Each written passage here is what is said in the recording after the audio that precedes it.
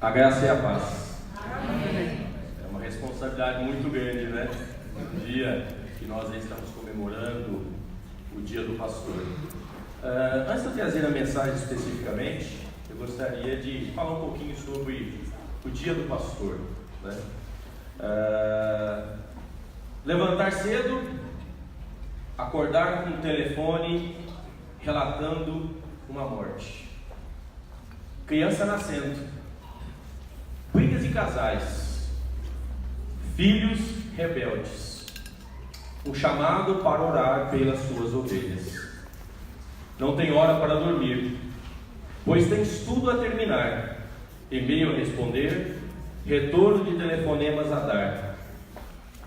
Enfrenta lobos e falsos profetas na defesa do Evangelho. Mas as ovelhas muitas vezes não costumam ver isso.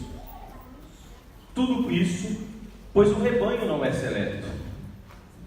As mansas, com poucas palavras, atingem o seu coração. As rebeldes só veem erros. Se orar muito, quer ser santo. Se ora pouco, é de pouca fé. Se usa terno, é conservador. Se não usa, é um desleixado. Se tem idade para se aposentar, reclamam que aposenta cedo. Se for um dia quente, deve levar as ovelhas ao refrigério. Se for dias frios, deve levar o calor da palavra. Mas todas estas ovelhas são ovelhas que o Senhor me confere. Essa é a vida de um pastor. A última oportunidade que eu tive para falar do Dia do Pastor aqui dos Amados, eu fiz uma pergunta e lembro que de todos os que estavam reunidos, eu só tive um caso que eu lembro, né? Foi do Lucas. Todo mundo admira o pastor, mas quem aqui como pai deseja que o filho seja um pastor?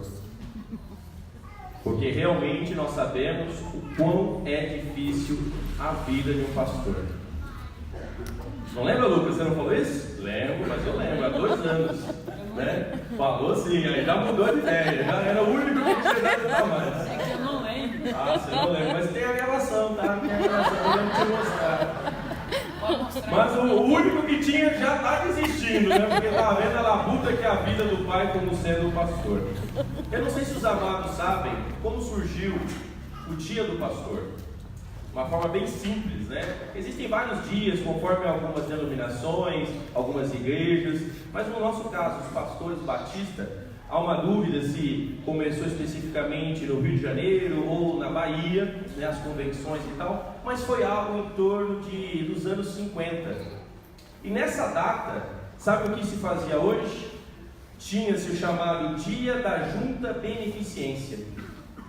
Nesse dia, as igrejas estavam ajuntando dinheiro para poder ajudar aqueles pastores que haviam se aposentado e estavam passando fome. Aí as igrejas começaram a ficar até com um pouco de vergonha, né, de ter que juntar dinheiro para sustentar aqueles homens que tinham dedicado a sua vida pela igreja. E aí mudamos para o Dia do Pastor. É uma homenagem realmente muito bonita. A Bíblia diz: dá honra a quem tem honra, mas é importante nós sabermos que a vida que esses homens levam não é uma vida fácil. Eu gostaria de ler inicialmente aqui, estávamos falando em 1 Timóteo capítulo 3, versículos de 1 a 6. 1 Timóteo capítulo 3, de 1 a 6. Quer dizer, Lucas, então você já nem lembra mais a tua promessa, hein?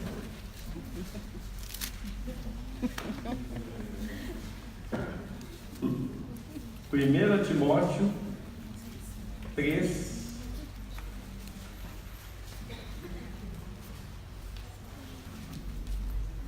de 1 a 6.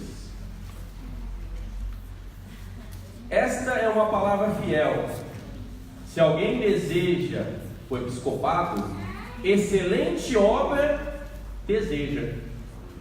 Convém, pois, que o bispo seja irrepreensível, marido de uma mulher, vigilante, sóbrio, honesto, hospitaleiro, apto para ensinar, não dado ao vinho, não espancador, não cobiçoso, de torpe ganância, mas moderado, não contencioso, não avarento, que governe bem a sua própria casa, tendo seus filhos em sujeição, com toda a modéstia. É assim que o apóstolo Paulo estava ensinando o jovem Timóteo as características que aquele que desejava ocupar o pastorado deveria ter.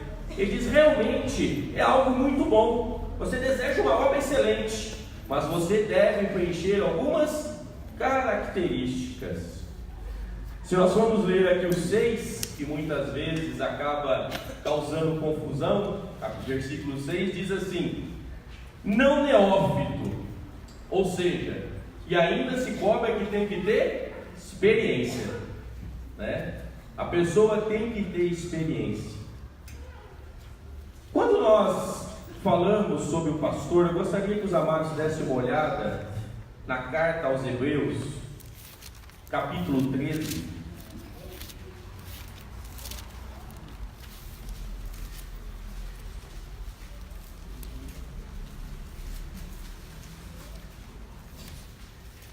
Capítulo 13, versículos 7 e o 17. Hebreus 13, o 7 e o 17. Lembrai-vos dos vossos pastores, que vos falam a palavra de Deus, e a fé dos quais imitai, atentando para a sua maneira de viver. E o 17.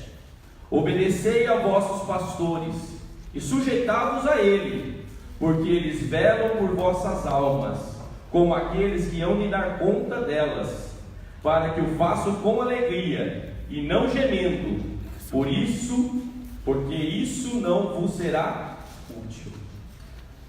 Olhem só, amados, o que a Bíblia aqui nos coloca, né? A nossa responsabilidade como membros e a responsabilidade de um pastor. A cena que eu consigo imaginar aqui no dia do julgamento final, né? Aquela fila, e todo mundo sendo julgado, e aí todos nós seremos julgados, né? Aquele que já está salvo em Cristo Jesus não será condenado, mas ele prestará conta para ganhar os galardões. E aquele que não é salvo também será julgado, e conforme as suas obras terá um local no inferno. Então o inferno dá a entender que há escalas, lugares piores ainda. Eu imagino que nesta cena, cada um vindo e sendo aqui julgado, a hora que o pastor Rodrigo ou o pastor Neymar chegarem a vez deles, vamos imaginar que fosse por ordem alfabética, Jesus dirá o seguinte: pastor Rodrigo, espera um pouquinho, não acabou a sua responsabilidade ainda. O seu julgamento, você fica aqui de lado, porque além da sua, você há de dar conta daqueles que a qual eu deixei sob a sua responsabilidade. É algo muito sério isso, amados. E muitas vezes, por conta disso, o discurso é duro. Mas o discurso não é duro por falta de amor. Muito pelo contrário. O discurso é duro porque o amor é muito grande. Certa vez, o bom pastor, nosso Senhor e Salvador Jesus, em João capítulo 6, deu um discurso muito duro. Muito duro. Todas aquelas pessoas que o seguiam, todas aquelas pessoas que viam milagres, todos que estavam ali acompanhando aquelas multidões que perseguiam a Jesus, Jesus teve um discurso duríssimo, um discurso extremamente duro. Ao ouvirem o discurso, no versículo 66, nós temos assim, no versículo 65, 66 e 67, capítulo de João capítulo 6, João 6, 65, 66 e 67. Ele dizia isso: por isso eu vos disse que ninguém pode vir a mim se o Pai que me enviou não lhe for concedido. Desde então, muitos dos seus discípulos tornaram para trás e já não andavam com ele. Então disse Jesus aos 12: quereis vós também retirar-vos? havia sido um discurso muito duro. Até os discípulos que estavam ali acompanhando a Jesus, já estavam vendo, já começavam a ter uma vida diferente, impactada pela vida do Senhor Jesus, ficaram assustados com os discursos. Por quê? Como nos dias de hoje, muitas vezes as pessoas buscam apenas o Senhor Jesus como aquele que vai resolver os seus problemas aqui na terra. Não veem o que Jesus realmente cura, Jesus liberta, Jesus sara. Mas Jesus veio com a principal mensagem e objetivo de nos salvar da condenação do inferno. Mas as pessoas relativam o inferno. O inferno é aqui mesmo. Basta a gente ver as dificuldades: pai matando filho, filho matando pai, esquartejando criança. O inferno já é aqui. Não, amados, inferno não é aqui. Inferno é passar a eternidade longe da glória do Senhor Jesus. Isto é inferno. Inferno é o local onde o Senhor Jesus disse que o bicho não dorme e o tormento é eterno. Aonde Lázaro pediu que por um instante, Lázaro não, né, o rico, pediu que um instante fosse molhado a boca dele, e ele tivesse um instante de refrigério, e não foi lhe concedido, porque no inferno não há nenhum instante de refrescor. Então, amados, um pastor não busca popularidade. Pastor não busca popularidade, mas pastor busca que o seu caráter e a sua fidelidade sejam a palavra de Deus, mesmo que o discurso tenha que ser duro, mas ele é fiel à palavra de Deus. Ele não pode ser politicamente correto. Mas o que nós vemos quando nós olhamos Jeremias capítulo 3, em Jeremias capítulo 3, quem que escolhe o pastor de verdade que nós temos? Muitas vezes nós achamos que a diretoria de uma igreja se reúne e vai decidir se aquele pastor será ou não aprovado, né? Será que vamos reunir aqui e escolher, esse aqui acho que é a melhor opção que nós temos como um pastor? O profeta Jeremias diz aqui no capítulo 3, versículo 15, como boca de Deus aqui, diz o seguinte: e dar-vos-eis pastores segundo o meu coração, os quais vos apacentarão com ciência e com inteligência. Muitas das vezes nós vemos as igrejas achando que elas são aqueles que dominam o pastor. Isso é algo muito triste na nossa realidade. Eu desafio ao amado a procurar em toda a Bíblia um relato, um único, de um pastor que mudou de igreja. Eu desafio ao amado a procurar nas Escrituras um único pastor que se relata que mudou de igreja. Porque o pastor era aquele que funcionava, assim como nós tínhamos o médico da família que cuidava da saúde, era o médico também espiritual da família, que via o jovem se casar, via ele ter filhos, via ele ter netos e via ele tendo bisnetos, se assim o Senhor abençoasse. Hoje nós vemos que muitas vezes o que acontece? Simplesmente a igreja começa a subjugar o pastor. Não pode falar isso, não pode falar aquilo, isso aqui não deve acontecer. Com isso, o que as igrejas acabam se tornando? Nós temos visto, pessoas que hoje, nunca no Brasil, tanto se teve igrejas evangélicas, nunca se falou tanto do evangelho, e nós nunca vimos tanto escândalos envolvendo aqueles que se denominam o quê? Cristãos. Nós vemos isso na política, nós vemos aí presidentes de câmara, nós vemos isso em associações de igrejas, nós vemos adultérios, nós vemos prostituições, De primeiro, eu creio que os mais antigos aqui vão lembrar de Pompeia. Pompeia, quando nós não tínhamos crédito, como é que funcionava? Como que nós comprávamos no comércio? Lembra da cadernetinha? Todo mundo comprava na cadernetinha. E tinha-se tanta confiança na pessoa que quem ficava com a caderneta não era o estabelecimento, era o cliente. Então ele ficava com a caderneta. Quando ele ia no estabelecimento, ele levava, ou mandava um filho, levava, anotava e ele levava a caderneta embora. No dia do pagamento, ele ia lá, o dono da loja somava, você deve tanto, pagou. Não é assim que funcionava?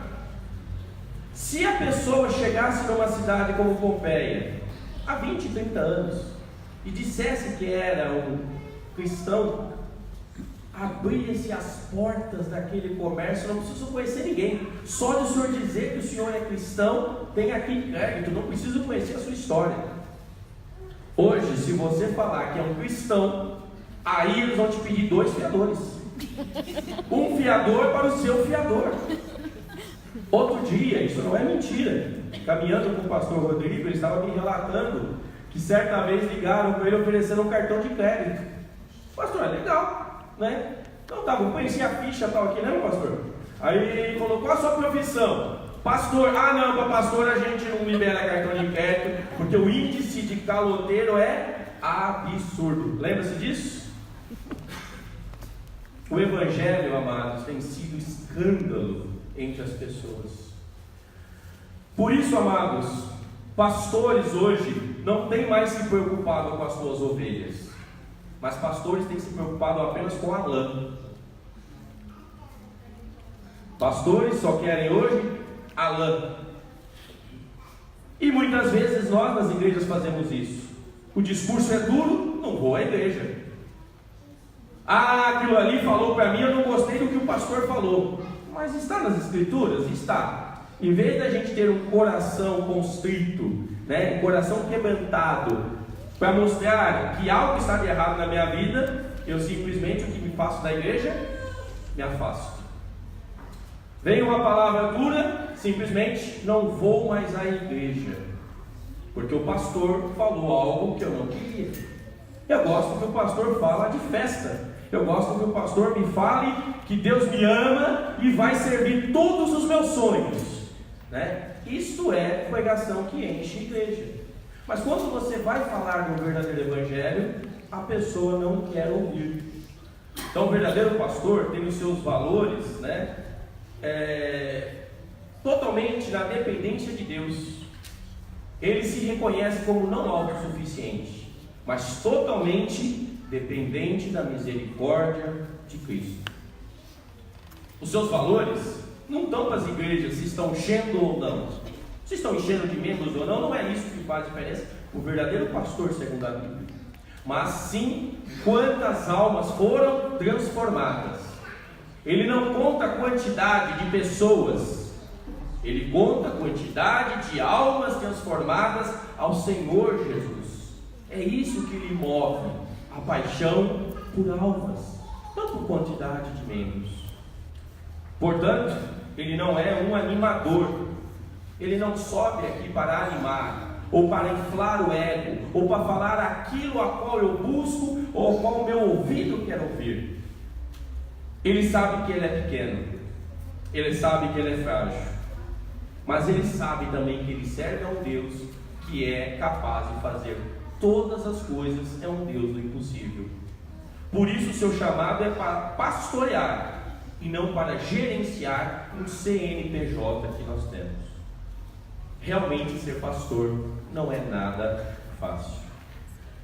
Principalmente porque normalmente um pastor vai ter que dizer aquilo que nós não gostamos de ouvir.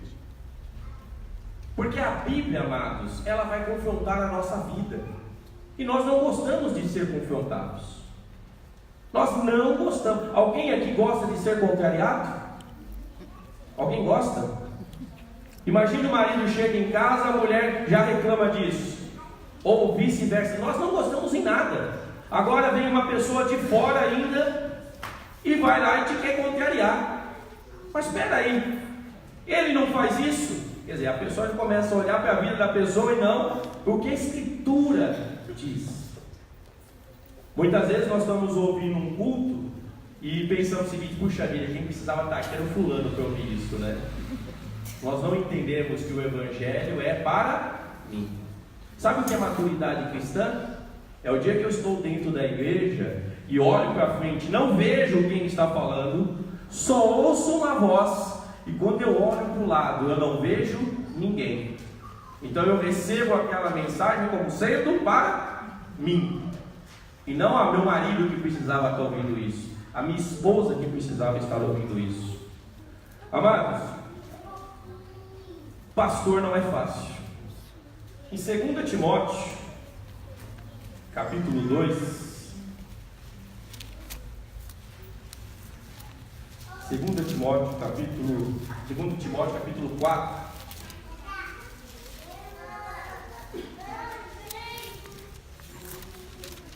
a palavra já há quase 2000 anos, o apóstolo Paulo, pregando a Timóteo, já relatava daqueles dias o que estaria acontecendo com muita evidência nos dias de hoje. 2 Timóteo, capítulo 4, versículos de 1 a 4. Conjuro-te, pois, diante de Deus e do Senhor Jesus Cristo, que há de julgar os vivos e os mortos, na sua vinda e no seu reino, que pregues a palavra, instes a tempo e fora de tempo, redagas, repreende e exorta, com toda longanimidade e doutrina, porque virá tempo em que não suportarão a sã doutrina, mas tendo comichão os ouvidos, amontoarão para si doutores conforme as suas próprias concupiscências. O amado, não sei se todos sabem o que significa a palavra concupiscência. Concupiscência significa inclinação da carne, ou seja, os seus próprios desejos. E é o que nós temos visto hoje. Quem aqui quer ganhar bastante dinheiro? Eu quero. Então vamos pregar sobre dinheiro. Quem quer aqui hoje prosperidade? Eu quero. Quem quer hoje ser liberto, cura? Opa, eu quero. E vamos aí pregando. Há 2000 anos, Paulo, o apóstolo dos gentios, já anunciava a Timóteo o que estava acontecendo e o que nós vemos hoje. Hoje, o que enche a igreja? Vamos fazer movimentos? Vamos esquecer as escrituras? Vamos fazer um movimento de quebra de maldições. Sabe por quê? Porque a obra de Jesus Cristo não foi suficiente. Vamos fazer aqui uma campanha de 7 dias para romper um problema de doença, porque verdadeiramente Jesus não levou sobre si todas as enfermidades, ou seja, eu tenho que fazer algo mais. Amados, ser um pastor fiel à doutrina, como nós temos aqui na igreja, e não deixar essas doutrinas que circulam o mundo adentrar a igreja, realmente precisa ser muito sério. Tem que ter muito amor à palavra. Quando se fala de anunciar a palavra, amados, com muito amor eu digo aos amados, muitas vezes nós estamos vivendo fábulas. Muitas vezes nós olhamos algumas igrejas que nós falamos das tradições delas, mas nós mesmos acabamos seguindo algumas tradições. Porque nós achamos, porque um dia alguém nos disse e vou seguindo aquilo. Tem mais gente conhecendo Bíblia em frase de para-choque de caminhão do que lendo as Escrituras. Não digo do amado, vou dizer de mim. Acha que eu vou ler a Bíblia todo dia? Mas aonde? No momento meu de lazer eu quero o quê? Quero descansar.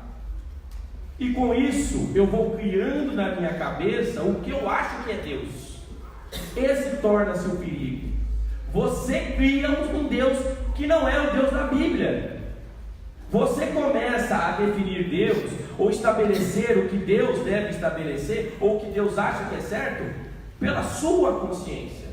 Mas muitas vezes você não tem a consciência que você tem uma mente separada de Deus. E aí nós vamos vendo as tradições. Por exemplo, vamos perguntar para uma criança ou para uma pessoa, né? E como, por exemplo,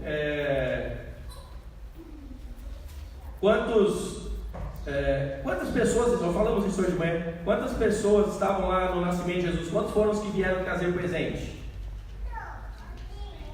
3. Nós até representamos muitas vezes, fazemos o teatro, mas a Bíblia fala quantos são? Não. A Bíblia não diz. Mas nós cremos na tradição que um dia nós ouvimos. A Bíblia não diz isso. A Bíblia fala da carruagem, né? Subiu carruagem de fogo. Como é que chama que subiu? Elias subiu na carruagem de fogo. Se o amado ler a Bíblia não diz que Elias subiu na carruagem de fogo. Tem gente, às vezes, até quando criança, pintou isso na escolinha lá das crianças. Elias nunca subiu na carruagem de fogo. A Bíblia diz que ele estava com o seu discípulo, chegaram a um pedaço de água, ele joga a sua capa, e uma carruagem passa entre os dois, os separando, e ele é levado ao céu num redemoinho. Mas até aqui, amados, a sua salvação não está em jogo. Porque se você não entendeu uma coisa, não entendeu outra, você não está. Mas e quando se fala da sua salvação? Esse é o perigo. Quando falamos daquilo a qual nós nos condena. Às vezes nós, com a nossa religião, nós achamos que nós somos bons. Porque muitas vezes nós aprendemos que a pessoa é um pecador. Por quê? Por que nós temos dificuldade com os nossos jovens? Porque muitas vezes nós dizemos o seguinte: pecador é o quê? É aquele que rouba, que mata, que adultera, que frauda, né, que prostitui. Não é esse o pecador? Só que quando nós vamos ler a Bíblia diz que Deus olhou do céu e viu quantos justos? Nenhum. Nem eu? Deus olhou do céu e quantos o buscavam? Nenhum. Todos se desviaram. Quando nós não entendemos, e aí o pastor tem trabalhado muito isso conosco, o que é pecado? Por que eu sou chamado de pecador pelas Escrituras? Eu não sou pecador pelo que eu faço, eu sou pecador pelo que eu sou. A minha natureza é de pecador. Por ser pecador é que eu faço coisas que até mesmo eu me surpreendo. Quantas vezes você não põe a sua cabeça no travesseiro e simplesmente diz: como eu tive coragem de fazer aquilo? Aí você diz: mas eu não consegui me controlar. Parece que uma força maior me impulsionou, algo mais forte do que eu me controlou naquele momento. Eu não consegui me controlar. Pois é, amado, esta força, que é a sua velha natureza, adquirida lá no Jardim do Éden, quando Adão desobedeceu a Deus, por tentar se tornar independente de Deus, passou a todos os homens, diz as Escrituras, e por isso que todos pecaram. Nós nos tornamos pecadores por conta da rebeldia de Adão. E esta natureza a qual nascemos, que nos leva ao inferno. Aquilo que você faz aqui na terra apenas revela o que você tem no coração. Apenas vai dizer que lugar que você vai parar no inferno. Porque muitas vezes a religião ou a educação te doutrina. Querem ver uma coisa? Por exemplo, roubar é certo ou errado? Errado. Alguém já levou alguma caneta da empresa que trabalha embora? Alguém já levou? O que é isso? A Bíblia diz que os mentirosos não entrarão no reino de Deus. Alguém aqui já mentiu? Não vai mentir a segunda vez, não sei que nunca. Amados, é por isso que a Bíblia diz que nós, pelo nosso próprio esforço, nós não podemos ser salvos. Até mesmo o seu desejo desta noite de estar aqui na igreja não partiu de você. Partiu porque o Espírito Santo de Deus te trouxe aqui essa noite. Porque naturalmente nós não gostaríamos de estar aqui. Gostaríamos de qualquer outra coisa, menos da igreja. Porque muitas vezes a pregação vai expor aquilo que eu não quero que seja exposto. Eu conto sempre uma história no grupo da Edna, de manhã, quando nós estamos lá. Tinha uma irmã numa igreja E essa irmã tentava dizer, pregava, testemunhava, né, que ela tinha abandonado, por exemplo, o cigarro. Não fumava mais. Dava testemunho sobre isso. Aí um belo dia, dependente do cigarro, durante o culto, ela levanta e vai ao banheiro para fumar. Vai ao banheiro, sobe em cima do vaso, isso ela contando, ela sobe em cima do vaso, e o que ela faz? Leva um isqueiro junto para poder acender o cigarro, mas também depois ali tem uma técnica para você tirar o odor do cigarro. O que você faz? Você acende o isqueiro para tirar o odor, você queima mais rápido aquele odor. E ela estava ali, abandonou o culto para isso, porque ela tentava representar uma vida que ela não tinha, mas era importante para que ela fosse aceita na comunidade. Ela está sentada lá sobre o vaso, de repente ela olha para o canto assim, tinha uma lagartixa, e a lagartixa com a sua cabeça fazia assim. Aquela amada disse: se eu não consigo esconder a minha ação de uma lagartixa, como que eu posso imaginar que eu vou esconder aquilo que eu tenho no meu coração? Porque Deus nos julga não somente pelo que nós fazemos. O padrão moral de Deus é muito alto. Deus nos julga até pelo que você pensa. Esse é o padrão da Bíblia. Segundo o padrão da Bíblia, adultério não é você sair com alguém fora do casamento. Adultério é você o quê? Desejar. Segundo a Bíblia, homicídio não é você matar alguém. Segundo a Bíblia, homicida é aquele que odeia o seu irmão. O padrão moral da Bíblia, amado, é muito alto. E esse padrão nos assusta. E aí nós olhamos tudo em volta, vemos a maldade no mundo, vemos guerras, vemos doenças, e nos perguntamos: aonde está Deus? A resposta é: Deus está no mesmo lugar, no controle de tudo, da mesma forma que Ele permitiu que o Filho dele fosse colocado numa cruz. Havia um propósito para aquilo, para nos libertar justamente dessa natureza que nós somos. E como que nós então somos salvos dessa natureza perversa que nós temos? O primeiro passo é reconhecendo que nós temos uma natureza que nos afasta de Deus, que nos condena ao inferno.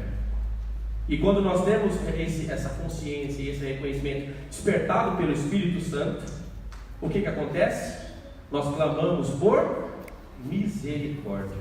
O amado sabe o que significa misericórdia? Às vezes nós falamos qualquer coisa, misericórdia, né? O amado sabe o que significa misericórdia?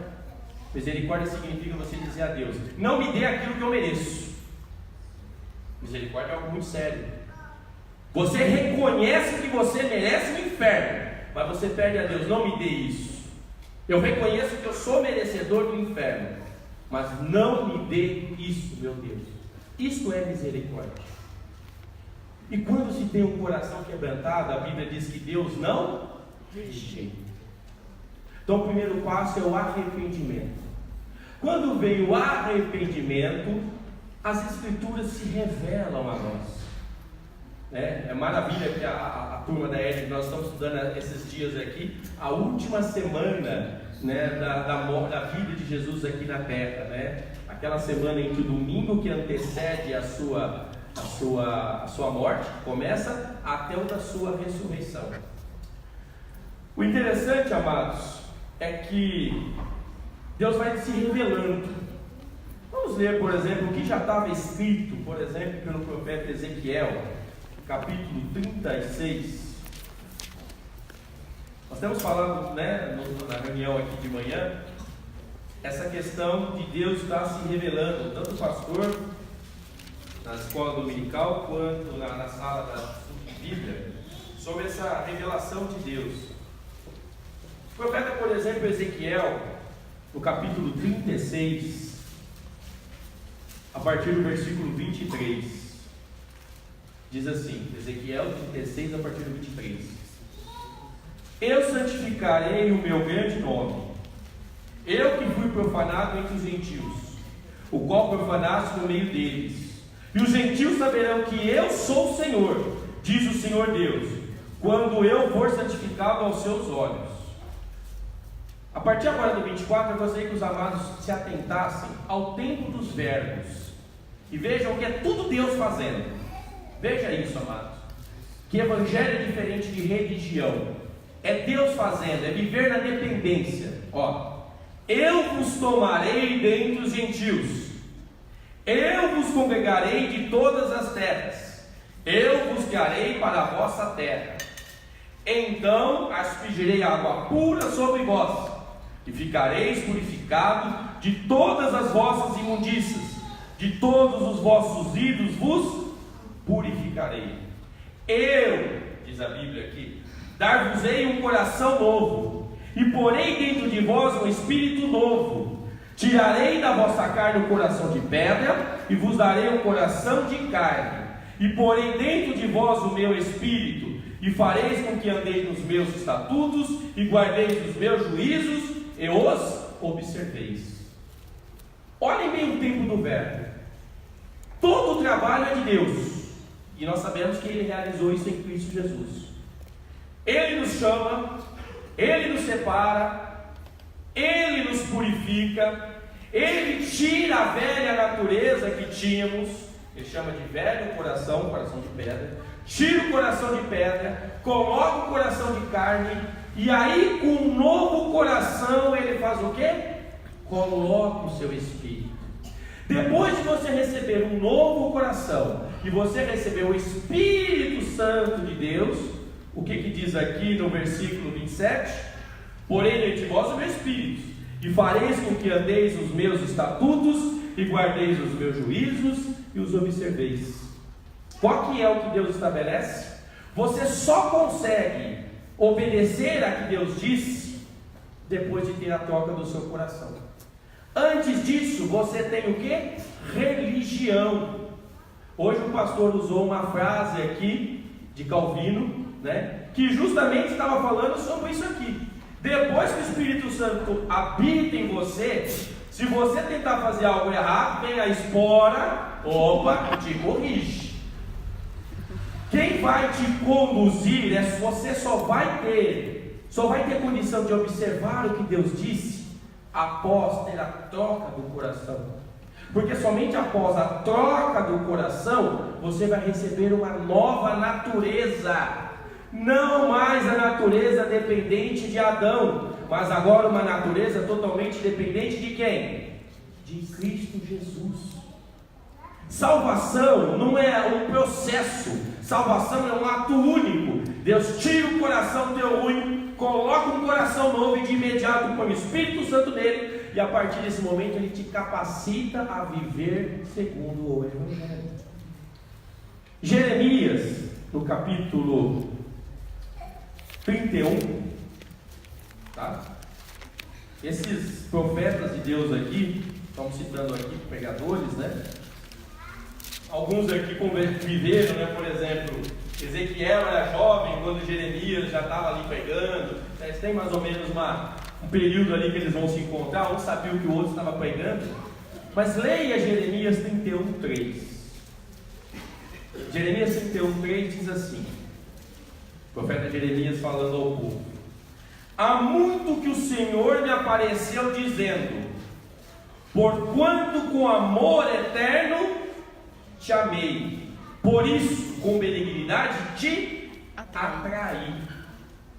Só que aqui, quase que 700 anos antes da vinda de Jesus, não havia ainda sido revelado o que estava sendo dito aqui. As pessoas mais atrair. O que vai atrair? O que ele está me atraindo aqui? Ainda não estava aberto a revelação. Quando nós lemos Isaías 53, que fala também de Jesus Cristo, eu não sei se o amado já havia percebido, mas basicamente todo o capítulo de Isaías 53 era uma profecia. 600 anos basicamente antes de Cristo. Se é uma profecia, é algo que ainda iria acontecer. Se é algo que vai acontecer, o que nós temos que imaginar que está lá o tempo do verbo? Futuro. No futuro. Olha o tempo dos verbos aqui.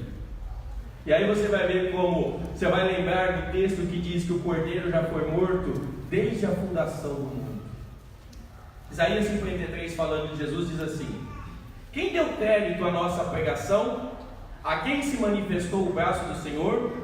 Porque foi subindo, olha, já falando de passado, como renovo perante ele, como raiz em uma terra seca. Não tinha beleza nem formosura, e nós olhávamos para ele, não havia boa aparência nele, para que o desejássemos. Era, passado, desprezado, o mais rejeitado dentre os homens, homem de dores, experimentado nos trabalhos, e como quem os homens escondiam o rosto. Era desprezado, e não fazíamos dele caso algum. Verdadeiramente ele tomou sobre si as nossas enfermidades, e as nossas dores levou sobre si, e nós o reputamos por aflito, ferido de Deus e oprimido. Mas ele foi ferido por causa das nossas transgressões, e moído por causa das nossas iniquidades. O castigo que nos traz a paz estava sobre ele, e pelas suas pisaduras fomos sarados. Olhem que lindo o versículo 4. Verdadeiramente ele tomou sobre si as nossas enfermidades, e as nossas dores levou sobre si. Sabe o que Isaías está aqui pregando? O mesmo que nós vimos em Jeremias: que toda a nossa iniquidade, todo o pecado, toda aquela natureza que nos separa de Deus e faz com que nós sejamos inimigos de Deus, que assim a Bíblia diz, que nosso estado natural é de inimigos de Deus, tudo isso aqui foi colocado sobre Cristo. Amados, muitas vezes nós temos uma visão de Hollywood da crucificação de Cristo. Cristo está lá no Monte Gólgota, 3 cruzes, Jesus na cruz do meio, Jesus morreu no meu lugar, e hoje agora eu vou seguindo a minha vida. Por que eu creio nisso e a minha vida não muda? Porque isso aqui é apenas meia verdade de tudo o que aconteceu. E meia verdade é uma mentira inteira. Nós temos que conhecer o que verdadeiramente aconteceu. Porque quando você começa a ter uma visão, não total ainda, do que aconteceu, você vai ver quanto o amor por ti é muito grande.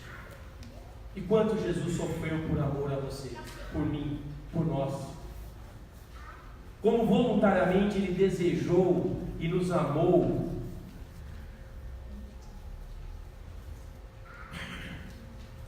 Vá lá agora para o capítulo 3 de João. Capítulo 3 de João.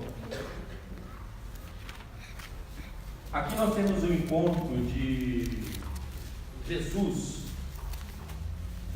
uma das poucas passagens que nós vamos ver aqui, Jesus evangelizando uma pessoa sozinho ali e ele conversando, aquele fazendo um discípulo, um dos poucos relatos que nós temos. Quem era Nicodemos? Nicodemos era um dos príncipes do Sinédrio, era um daqueles que compunham o Sinédrio. Era um homem que tinha uma boa reputação, tanto que durante o julgamento de Jesus eles até não o chamam, porque possivelmente ele não aceitaria participar voluntariamente daquilo que eles iam fazer, aquela simulação daquele julgamento que aconteceu durante a madrugada, o que era contra o Sinédrio, onde não acontecia julgamento daquela forma. E ali, este homem, a Bíblia diz aqui, que procura Jesus, era um religioso, obedecia tudo o que sempre aprendeu, mas quando ele punha a cabeça no travesseiro, ele pensava: eu sou uma fraude. O meu pastor acha que eu sou um filho de Deus, a minha esposa acha que eu sou um filho de Deus, os meus filhos acham que eu sou um filho de Deus, mas eu sou uma fraude. E quanto eu sofro por isso? Para que os amados entendam como isso é sério, aqui em Ribeirão Preto tem uma clínica chamada Santa Teresa. 90% das pessoas que estão internadas lá são ex-religiosos ou filhos de religiosos. A As pessoas, nós nunca vimos, por exemplo, no mundo, um nível de suicídio de pastores tamanho, porque não aguentam o fardo de muitas vezes ter que viver algo que não é o que eles conseguem representar. E não é difícil de vez em quando nós vermos o que? Escândalos envolvendo a igreja. Por que isso? Porque a pessoa tentava viver uma religião sem ter o coração transformado, como nós lemos em Ezequiel. E se ele não tem o coração transformado, ele não tem o Espírito Santo habitando nele. É duro dizer isso? É. Mas só que se nós não tivermos essa consciência, amados, nós corremos o risco da Bíblia, como diz as Escrituras: louco, essa noite te pedirão a tua alma, e o que você tem preparado para ela. Eu, Leandro, há 2 semanas, saí correndo aqui para a Santa Casa com princípio de infarto. Levantei bem, estava lá em casa à toa com a Ana Lúcia, fomos lá mexer numa tomadinha lá para arrumar. Daqui a pouco eu sinto que com o braço eu não tinha mais força, começa a formigar. Daqui a pouco o outro, e pressão batendo 20, e vai para o hospital. E se não é ali, a Ana Lúcia teria socorrido rápido ali, com certeza não tinha saído do hospital vivo.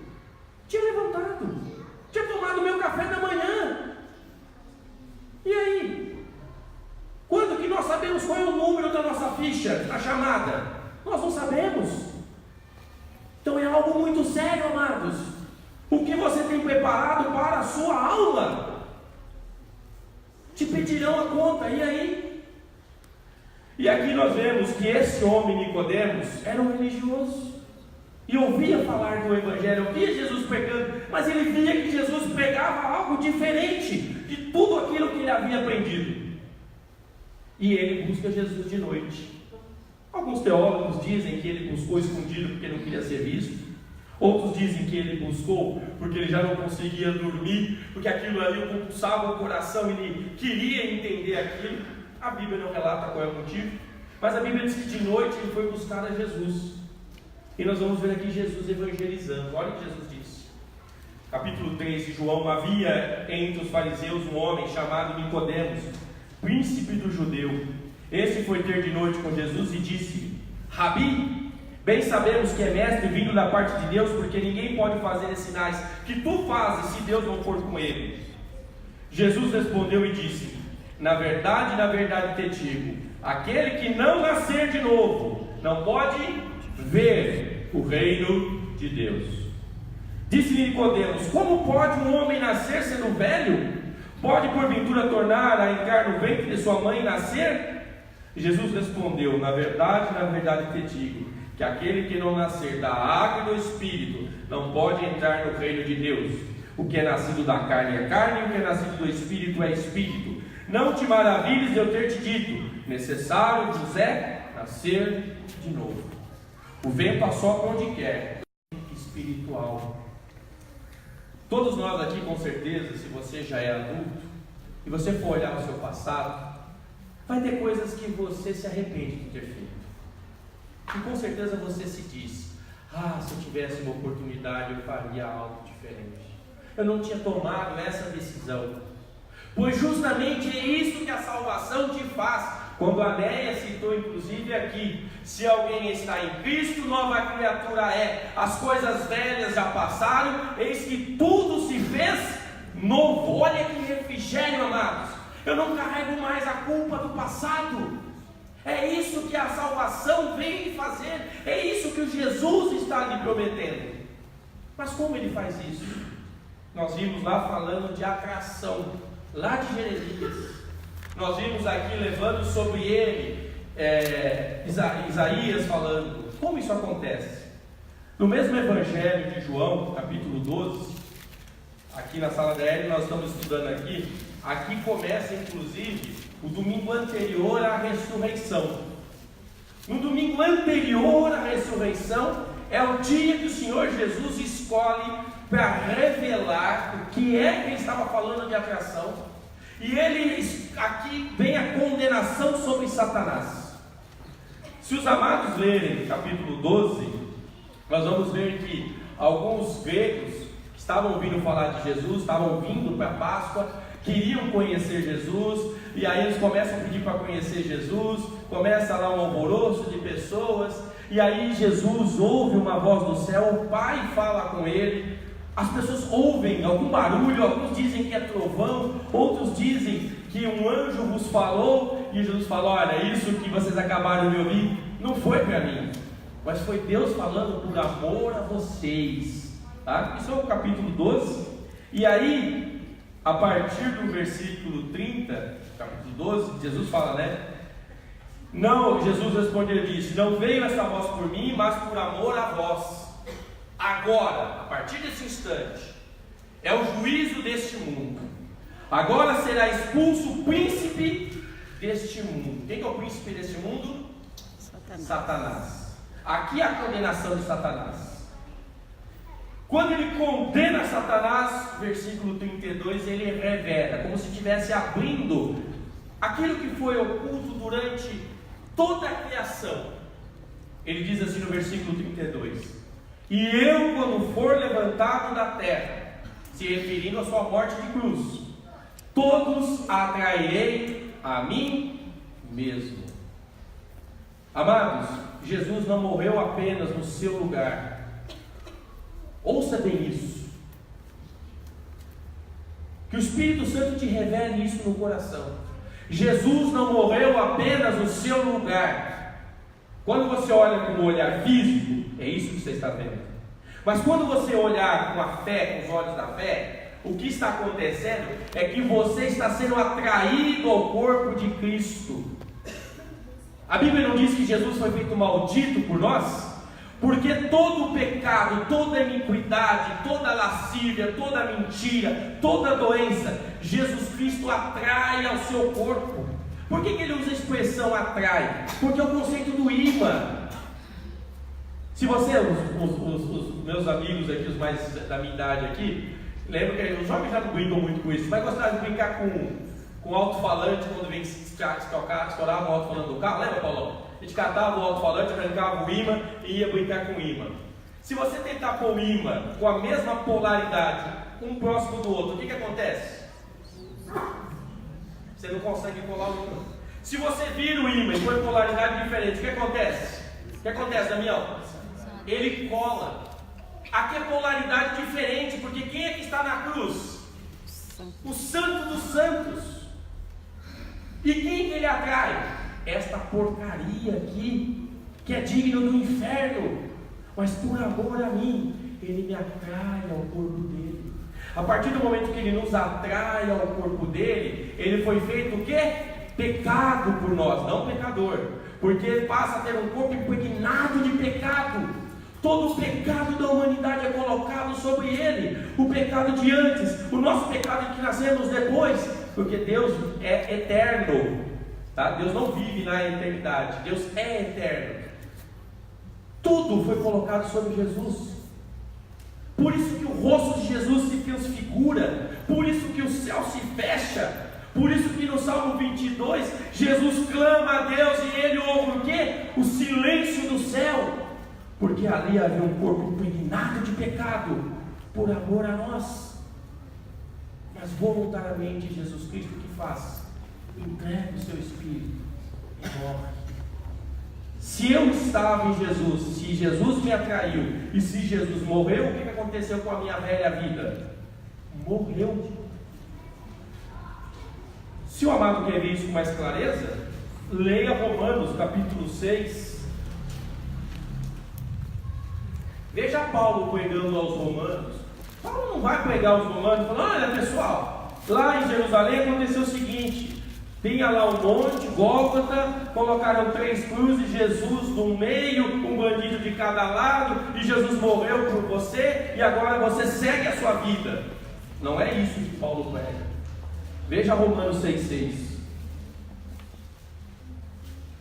Vamos começar do 1, que é mais fácil, né? Romanos 6, a partir do 1. Que diremos, pois? Permaneceremos no pecado para que a graça abunde? De modo nenhum. Nós que estamos mortos para o pecado, como viveremos nele? Ou não sabeis, Paulo agora faz uma pergunta, ou vocês não sabem que todos quantos fomos batizados em Jesus, fomos batizados na sua morte? de sorte que fomos sepultados com Ele. Perceberam aí? O Paulo está pregando somente a morte de Jesus? O que Paulo está pregando, amados? A nossa morte junto com Ele. De sorte que fomos sepultados com Ele pelo batismo pela morte, para que, como Cristo ressuscitou dentre os mortos para a glória do Pai, assim andemos também em novidade de vida. Porque se fomos plantados juntamente com Ele na semelhança da sua morte, também o seremos na semelhança da sua ressurreição. Olha que agora que lindo o texto, amados, de Romanos 6. Sabendo isto, a importância de saber. Não adianta isso ter acontecido e você desconhece esse fato. Sabendo isso, que o nosso homem velho foi com Ele crucificado, para que o corpo do pecado seja desfeito, para não servirmos mais ao pecado como escravos. Você morreu com Cristo quando Cristo morreu naquela cruz. Quando você morreu com Cristo, aquilo que lhe prendia ao pecado foi rompido. Se antes você era escravo do pecado e fazia porque a vontade da sua carne é o que lhe conduzia, hoje você não é mais escravo. A partir desse momento você vai entrar num processo chamado santificação. Santificação agora é um processo. Por isso que o texto diz: aquele que rouba não rouba mais, aquele que fazia isso não faça mais. Você agora procure fazer isso, porque Deus fala e você reage àquilo que Deus diz. Mas agora você tem a opção. Você não é mais escravo do pecado, amados. Filho de Deus não usa aquela expressão mundana: a carne é fraca. Não, sua teologia é fraca, porque o Filho de Deus não usa essa expressão. Você está liberto do pecado. O pecado não tem mais domínio sobre você, porque Cristo Jesus pagou e te levou a pagar o preço. Mas você não ficou só morto com Jesus. Paulo, quando vai pregar a igreja de Éfeso, capítulo 2,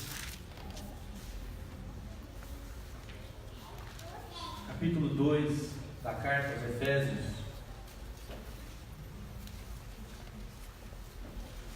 a partir do versículo 1 diz assim: e vos vivificou, estando vós mortos em ofensas e pecados, em que no outro tempo andaste segundo o curso desse mundo, segundo o príncipe da potestade do ar, do espírito que agora opera nos filhos da desobediência, entre os quais todos nós também antes andávamos no desejo da nossa carne, fazendo a vontade da carne e os pensamentos, e eram por natureza filhos da ira, como os outros também.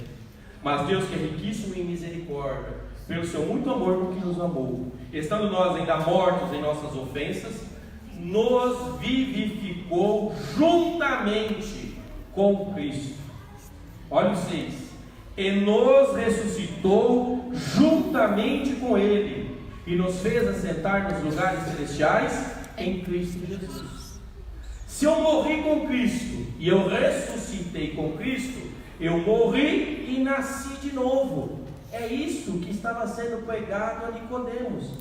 Jesus te atrai para matar a sua velha vida, mas quando Ele ressuscita com uma nova vida. Isso, amados, é tão maravilhoso, que se você quer ver aqui a confissão de fé de Paulo, testemunho de Paulo, né, irmão Pedro? Não pode deixar de falar, né? Leia lá Gálatas. Leia Gálatas, amados, e veja o testemunho de fé do apóstolo Paulo, quando ele está contando, depois de ter voltado pela segunda vez em Jerusalém, de tudo que haviam indagado a ele, sobre a questão de se ia poder fazer isso ou não, e eles combinam: não, só essas duas coisas aqui. Mas ele dá o testemunho, ele conta aqui aos Gálatas o testemunho que ele deu lá. Olha o que Paulo fala. Tome cuidado que algumas Bíblias às vezes separam os versículos, a gente fazer só ler metade. Então nós vamos ler aqui o 19 e o 20, tá? Capítulo 2 de Gálatas. Porque eu pela lei estou morto para a lei, para viver para Deus. Já estou crucificado com Cristo e vivo, não mais eu, mas Cristo vive em mim. E a vida que agora vivo na carne, Vivo-a pela fé do Filho de Deus, o qual me amou e se entregou a si mesmo por mim. Eu acho lindo o versículo 20, quando Paulo começa: já estou crucificado com Cristo. Paulo não fala: eu creio que Jesus Cristo morreu, foi crucificado, e eu agora vou levando a minha vida.